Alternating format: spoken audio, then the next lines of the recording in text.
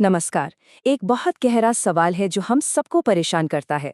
आखिर क्यों सदियों से युद्ध इंसान के इतिहास का एक अटूट हिस्सा रहा है। आज हम इसी सवाल को समझने की कोशिश करेंगे, लेकिन एक अलग नजरिए से, मनोचिकित्सा के नजरिए से।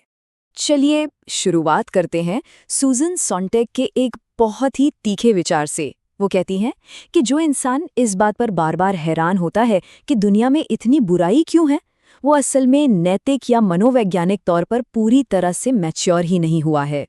मतलब, अगर हमें इंसानी टकराव को समझना है तो हमें मासूमियत का चश्मा उतारकर थोड़ा और गहराई में जाना होगा।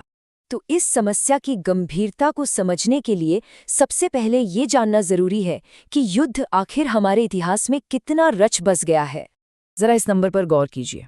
14,531। ये वो संख्या है जितने युद्ध रिकॉर्डेड हिस्ट्री के पिछले करीब 5,500 सालों में हुए हैं। है ना चौंकाने वाला आंकड़ा। और इससे भी ज्यादा परेशान करने वाली बात तो ये है कि इस पूरे लंबे अरसे में सिर्फ 10 पीढ़ियों ने ही पूरी तरह से शांति का अनुभव किया है। और देखिए, ये कोई आज की या कल की बात नहीं है। रिसर्च ये बताती है कि अब तक जितने भी इंसानी समाज हुए हैं, उनमें से 90 से 95% ने युद्ध किया है। मतलब प्राग ऐतिहासिक काल से लेकर आज तक ये सिलसिला चलता आ रहा है। तो जब कोई चीज़ इतनी लगातार हो रही हो तो ये सवाल उठना लाजमी है ना, कि क्या युद्ध की वजहें सिर्फ राजनीति, अर्थव्यवस्था या इतिहास तक ही सीमित हैं, या फिर कहीं इसकी जड़ें और भी गहरी हैं, शायद हमारे अपने मन के अंदर।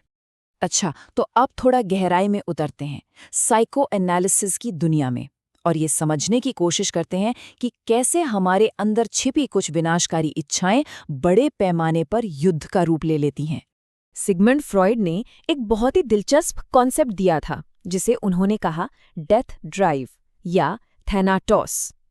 देखिए, ये एक तरह की सहज, अनकंट्रोलेबल इच्छा है तबाही की, विनाश की, और ये हमेशा हमारे जीने की इच्छा के साथ एक जंग में रहती है, बिल्कुल रोशनी और अंधेरे की लड़ाई की तरह।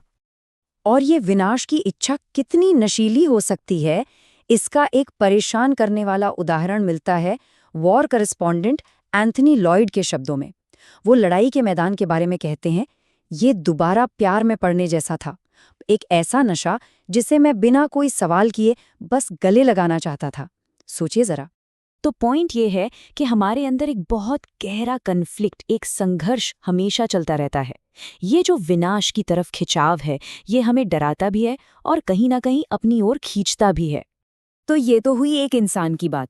अब देखते हैं कि जब यही इंसान एक बड़े ग्रुप, एक भीड़ का हिस्सा बनता है, तो ये विनाशकारी इच्छाएं कितनी ज्यादा खतरनाक हो जाती हैं। इसे समझने के लिए दिमाग को थोड़ा सिंपल तरीके से देखते हैं।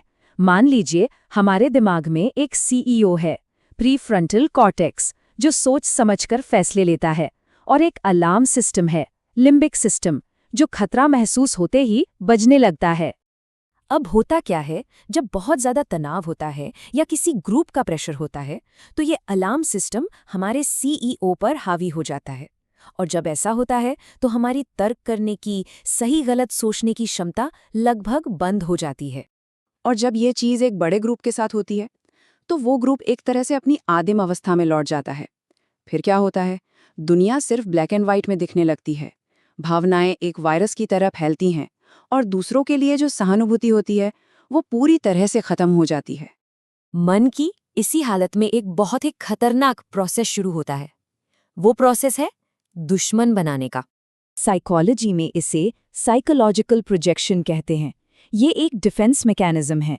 इसमें होता ये है कि हम अपने अंदर की जिन बातों को, जिन भावनाओं को पसंद नहीं करते, उन्हें दूसरों पर थोप देते हैं। तो सवाल ये उठता है कि हमारे अंदर के ये हिस्से, जिन्हें हम देखना भी नहीं चाहते, हमारी ये परछाइयाँ, ये आखिर जाती कहाँ है? होता यह है कि अनजाने में ही एक पूरा का पूरा ग्रुप अपने अंदर के अंधेरे को, अपनी सारी बुराइयों को उठाकर किसी दूसरे ग्रुप पर प्रोजेक्ट कर देता है, और वो दूसरा ग्रुप बन जाता है दुश्मन, जो उन सारी बुराइयों का प्रतीक बन जाता है जिन्हें हम अपने अंदर स्वीकार नहीं करना चाहते। और नेता लोग इस चीज का कितना शातिर तरीके से इस्तेमाल करते हैं, इसका सबसे अच्छा उदाहरण है हार्मन गोरिंग का ये बयान। उसने कहा था, लोगों को युद्ध के लिए तैयार करना बहुत आसान है, बस उन्हें ये बताओ कि उन पर हमला हो रहा है और जो लोग शांति की बात करें उन पर देशभक्ति की कमी का आरोप लगा दो। ये हर देश में काम करता है। तो इन सब गहरी मनोवैज्ञानिक शक्तियों को समझने के बाद सबसे बड़ा सवाल सामने आता है, क्या युद्ध को रोकना नामुमकिन है? क्या ये होके ही रहेगा? देखिए, फ्रायड खुद इस मामले में बहुत आशावादी नहीं थे। उनका मानना था कि इंसान की ये जो आक्रामक इच्छाएं हैं, इन्हें पूरी तरह से खत्म नहीं किया जा सकता, बस मैनेज किया जा सकता है।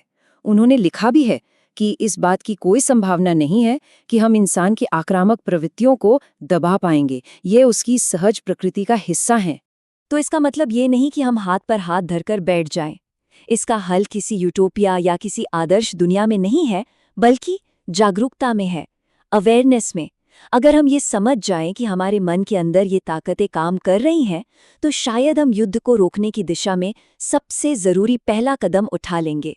तो आखिर में बस यही सोचना है कि शायद युद्ध की जड़ें सिर्फ बाहरी दुनिया, मतलब देशों या सीमाओं में नहीं है, बल्कि हमारे अपने अंदर की दुनिया में भी है। शायद असली लड़ाई का मैदान कहीं बाहर नहीं, हमारे अपने मन के अंदर है।